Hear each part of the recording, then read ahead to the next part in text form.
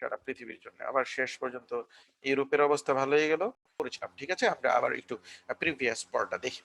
গতকালকে আমরা এটা পড়েছিলাম কি, যে এই কেমিক্যাল রিঅ্যাকশন টু স্টেপস, যেমন কি এ টার্নস টু মনে করো জেড, আবার B plus Z turns to কি সি। তাহলে ওভারঅল কেমিক্যাল রিঅ্যাকশন কি হবে? ওভারঅল কেমিক্যাল রিঅ্যাকশন হচ্ছে জেড জেড ক্যান্সেল অফ, তাহলে কি হবে A plus B turns to C. এই chemical reaction that means more than one স্টেপে কেমিক্যাল রিঅ্যাকশন হয়, যদি তোমার কি বলে ইন্টারমিডিয়েট প্রোডাক্ট তৈরি হয়, তাহলে এই দেখো এই একটি এনার্জি প্রোফাইল ডায়াগ্রাম টু স্টেপসে হয়। এইখানে ডায়াগ্রামটা নরমালি আমরা এরকম পড়েছিলাম, এক স্টেপ হয়ে যায়, বাট এইখানে মাল্টি স্টেপ কেমিক্যাল রিঅ্যাকশনের জন্য কি হয়েছে, মনে করো এ টার্নস টু জেড, আবার জেড কার সাথে রিঅ্যাকশন করছে, বি এর সাথে রিঅ্যাকশন করে প্রোডাক্ট সি তৈরি করছে। এই কেমিক্যাল রিঅ্যাকশনে দুইটা অ্যাক্টিভেশন এনার্জি, একটা হচ্ছে ফার্স্ট ইন্টারমিডিয়েট তৈরি করার জন্য এই যে অ্যাক্টিভেশন এনার্জি 1, আরেকটা হচ্ছে কি ইন্টারমিডিয়েট থেকে তোমার যখন প্রোডাক্টে তৈরি হবে তখন এই অ্যাক্টিভেশন এনার্জি।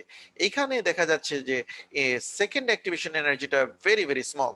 তাহলে আমরা কি বলেছিলাম, যেই কেমিক্যাল রিঅ্যাকশনের বা কেমিক্যাল চেঞ্জের অ্যাক্টিভেশন এনার্জি কম, ওই কেমিক্যাল রিঅ্যাকশনটা রুম টেম্পারেচার বা যে কোনো টেম্পারেচারে ফাস্ট হওয়ার কথা। কেন? অ্যাক্টিভেশন এনার্জি ভেরি ছোট থাকলে কি particle it becomes easier for the particle. আমি যদি জেনারেল ল্যাঙ্গুয়েজে বলি যে particle easily activation energy overcome করে ফেলে। সো কোন স্টেপটা ফার্স্ট হবে এই দুইটা স্টেপের মধ্যে? এই স্টেপটা ফার্স্ট, আর এটা হচ্ছে স্লো।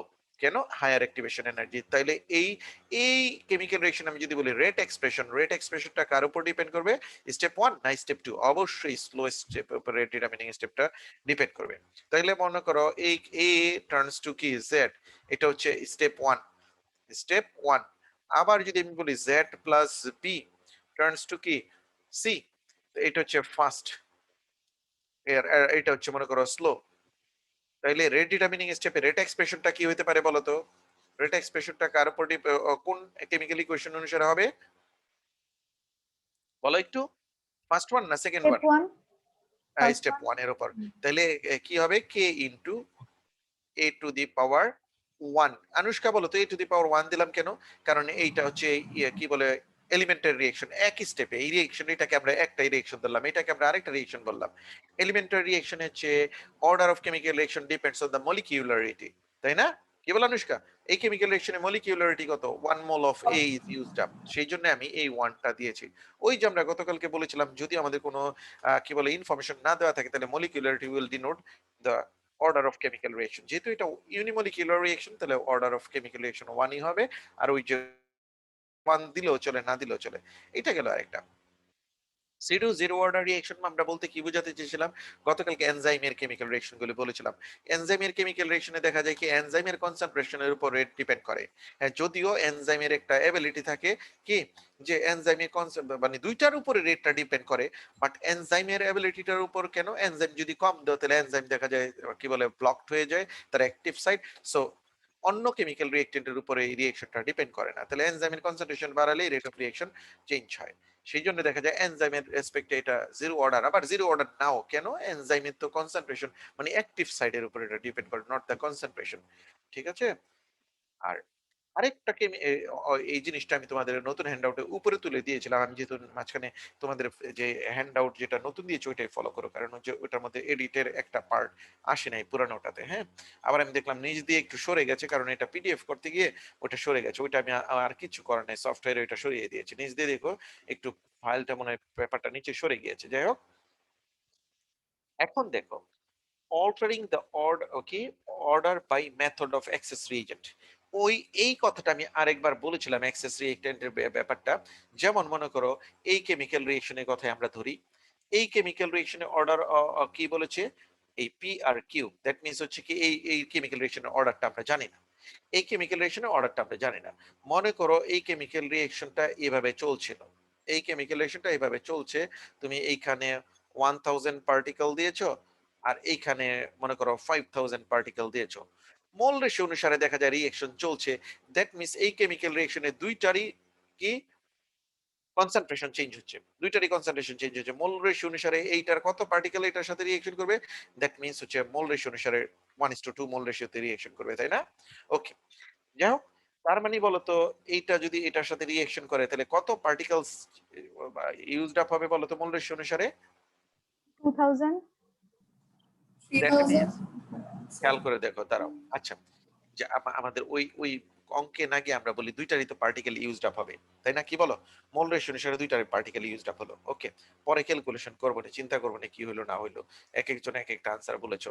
ওকে, কিন্তু আমরা বলতে চেয়েছি এই কেমিক্যাল রিঅ্যাকশনের রেটটা কি এই দুইটা পার্টিকেলের কনসেন্ট্রেশনের উপরেই ডিপেন্ড করছে, এটা আমরা বলতে চেয়েছি। ফার্স্টে দেখো order of chemical, sorry, rate expression আমরা কি লিখেছি? K into concentration of A, concentration of B. That means এটা দুইটার রেসপেক্টে জিরো অর্ডার না, কিন্তু কোনো একটা অর্ডার। দ্যাট মিন্স আমরা যদি মলিকিউলারিটি ধরি, মলিকিউলারিটি ধরলে রেট এক্সপ্রেশনটা কি হওয়ার কথা? রেট ইজ ইকুয়াল কি দেখো তো? Rate is equal k into A to the power 1 আর বি টু দি পাওয়ার কত হওয়ার কথা? বি টু দি পাওয়ার 2 হওয়ার কথা। মলিকিউলারিটি বি এর 2, তাই না? এমনটা হওয়ার কথা। কিন্তু আমরা যদি এরকম করে থাকি, দেখো আমাদের হেডলাইনটাই কিন্তু কি, altering the order of reaction কি by the method of excess reactant। এই রিঅ্যাকট্যান্টটা এমনি এক্সেস। এখন যদি আমরা এরকম করি, এই রিঅ্যাকট্যান্টটা এত এত এক্সেস নিলাম, এখন বলতো এই কেমিক্যাল রিঅ্যাকশন প্রসিড হওয়ার সময় মোল রেশিও অনুসারে এটার যদি 1000 হয়, এইটার কয় হাজার পার্টিকেল ইউজড হবে? এটার 2000 পার্টিকেল মাত্র ইউজড হবে। ইউজড হবে কত হাজার পার্টিকেল বলো তো? 2000 পার্টিকেল মোল রেশিও অনুসারে। কি বলো? নাকি? এটার 1000 ওটা, এটা 2000 মোল রেশিও অনুসারে। এই যদি হয়, তার মানে এটা কত লক্ষ কোটির মধ্যে 2000 পার্টিকেল যদি ইউজড আপ হয়, তার মানে কি এটার কনসেন্ট্রেশন চেঞ্জ হয়েছে কি হয় নাই? কি বলবা?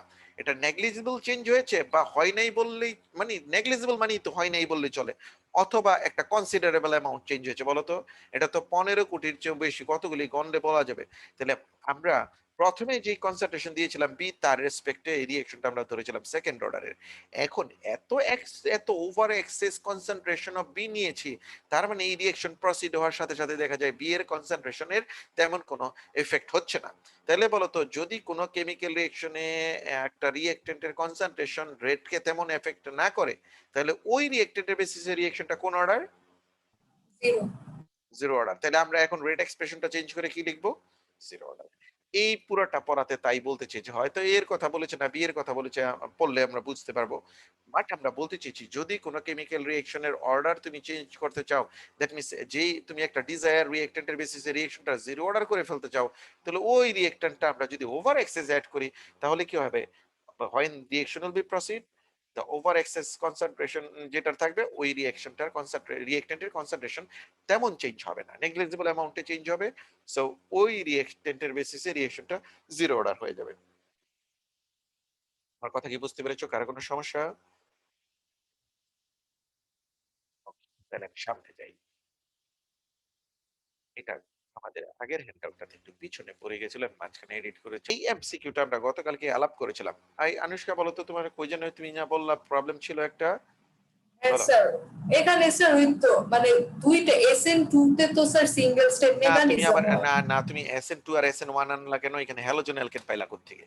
এটা হ্যালোজেন অ্যালকেনের রিঅ্যাকশন না, এটা তো হ্যালোজেন অ্যালকেনের রিঅ্যাকশন না। এইটার একটা একটা মেকানিজম, কোনো না কোনো মেকানিজম আছে, কোনো না কোনো মেকানিজম কেমিক্যাল রিঅ্যাকশনে আছে। কিন্তু আমরা এই মেকানিজম কেমিক্যাল রিঅ্যাকশন না পারলেও আমরা কি বলতে পারি, এই কেমিক্যাল রিঅ্যাকশনটা, যে কেমিক্যাল রিঅ্যাকশনে মোর দেন ওয়ান স্টেপস আছে। কারণ এই কেমিক্যাল রিঅ্যাকশনের ওভারঅল কেমিক্যাল রিঅ্যাকশনে, যেমন তুমি দেখো একটু আগে যে আমি একটা জেনারেল রিঅ্যাকশন দিলাম, মেকানিজম কেমন? এই যে আমি বললাম এ টার্নস টু জেড, আবার কি জেড প্লাস কি, মনে করো বি টার্নস টু সি। ধরে নেই এই কেমিক্যাল রিঅ্যাকশনে এইটা ফার্স্ট স্টেপ আর এটা স্লো স্টেপ। তাহলে বলো তো রেট এক্সপ্রেশনটা কোন স্টেপের উপর ডিপেন্ড করবে? আর এই কেমিক্যাল রিঅ্যাকশনটার ওভারঅল কেমিক্যাল রিঅ্যাকশন কি? ওভারঅল কেমিক্যাল রিঅ্যাকশন খেয়াল করে দেখো, এই জেড জেড কেটে দাও, কি আসে? এ প্লাস বি টার্নস টু কি, সি। তাহলে এই কেমিক্যাল রিঅ্যাকশনটার এই কেমিক্যাল রিঅ্যাকশনটা মডেল একই ধরে নাও। তাহলে আমি যদি স্লো স্টেপ অনুসারে রেট ডিটারমিনিং স্টেপটা আঁকি, রেট ইজ ইকুয়াল কি দাঁড়ায়? Rate is equal k into concentration of A into sorry concentration of B into concentration of Z. দেখো তো আনুষ্কা, এই দাঁড়ায় না? এখন তাহলে এই কেমিক্যাল রিঅ্যাকশন, ওভারঅল কেমিক্যাল রিঅ্যাকশনে কি তুমি জেডটা দেখতে পাচ্ছ? ওভারঅল কেমিক্যাল রিঅ্যাকশনে তো জেড নাই। তার মানে এই ওভারঅল কেমিক্যাল রিঅ্যাকশনে দেখো এই আয়োডাইড আয়ন নাই। তার মানে আমরা এটা কি বুঝলাম? This chemical reaction must have more than one steps. আমরা কত স্টেপস জানি না। এই কিন্তু আমরা একটা জেনারেলাইজ কথা বলেছি যে must have more than one step. যেহেতু এই কেমিক্যাল রিঅ্যাকশনের ওভারঅল রিঅ্যাকশনে দেখা যাচ্ছে আয়োডাইড আয়ন নাই।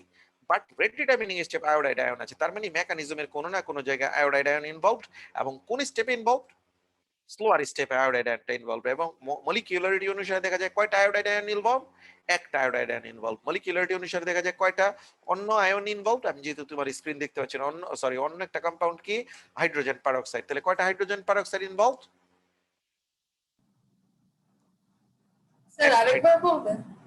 দ্যাট মিনস এই যে এই কেমিক্যাল রিঅ্যাকশনটাতে দেখো আমরা যে এই কেমিক্যাল রিঅ্যাকশনটা করছি, যদি কেমিক্যাল রিঅ্যাকশনটা এমন হতো, মনে করো এটাতে 2, এটাতে 2 হলে এখানে যদি 2 দিতাম, তাহলে বলো তো রেট এক্সপ্রেশনে কি হতো? রেট এক্সপ্রেশনে বি এর উপর পাওয়ার কত হতো?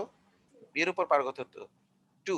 তার মানে দেখো তো এই কেমিক্যাল রিঅ্যাকশনের স্লোয়েস্ট স্টেপে তাহলে তুমি কত মলিকিউলস অফ বি ইউজড হয়েছে বলতা? 2 মলিকিউলস অফ বি ইউজড হয়েছে। কেন? এই আমরা তো কোনো ইনফরমেশন দেওয়া না থাকলে কি হয়? রেট এক্সপ্রেশনটা কি তার মলিকিউলারিটি অনুসারে, পাওয়ারটা দেই কি তার মলিকিউলারিটি অনুসারে।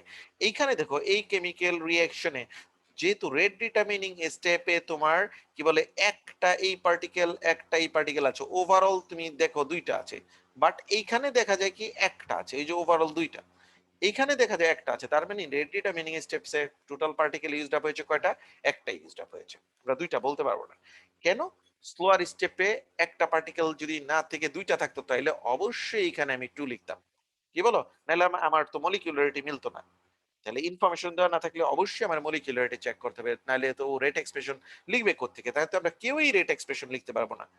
কি বলো? পাওয়ার আমি কত দিব আন্দাজে? 0 দিব না 1 দিব না। কিছু না দেওয়ার অর্থ হচ্ছে কি 1।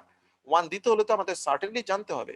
তাহলে যখন আমরা আদার ইনফরমেশন দেওয়া না থাকবে, তখন আমরা সবসময় molecularity of the chemical reaction follow করব। হ্যাঁ, কতগুলি বাচ্চা কিন্তু যেমন আমি নাম নিচ্ছি আন্তা নাই, কান্তা নাই, ফাহিম নাই,